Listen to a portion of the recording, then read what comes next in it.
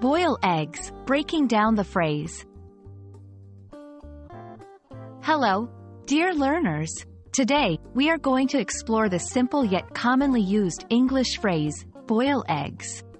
By the end of this video, you'll not only understand its meaning but also how to use it in various contexts.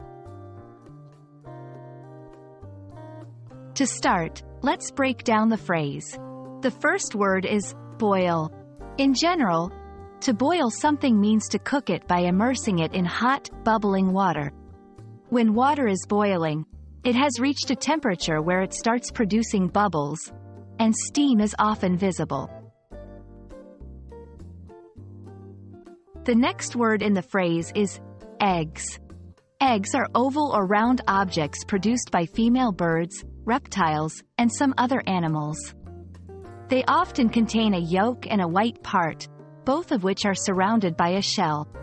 In the context of this phrase, when we refer to eggs, we usually mean chicken eggs, which are a common food item in many cultures. When you combine the two words, boil eggs refers to the action of cooking eggs in boiling water. The shell remains on, and the insides of the egg become firm as they cook. Depending on how long they are boiled, you can get soft-boiled eggs. The white is fully set, but the yolk remains runny. Hard-boiled eggs. Both the white and the yolk are fully set and firm. Now, let's look at how you can use boil eggs in a sentence. 1. I love to boil eggs for breakfast. 2. Can you teach me how to boil eggs?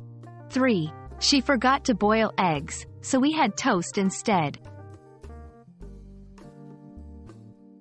So there you have it. Boil eggs is a straightforward phrase that describes the action of cooking eggs in boiling water. We hope this video has shed light on its meaning and usage. Remember, English is filled with such phrases, and understanding them piece by piece makes the language learning journey more enjoyable. Until next time, keep boiling those eggs and keep learning.